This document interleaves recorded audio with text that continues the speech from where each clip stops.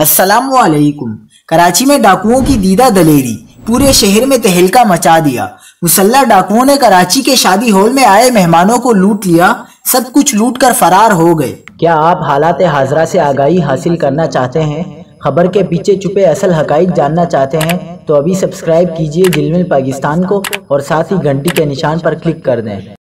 آپ کو بتاتے چلیں کہ کراچی کے علاقے گلستان جوہر بلاک 13 میں شادی ہال میں آئے مہمانوں کو لوٹ لیا۔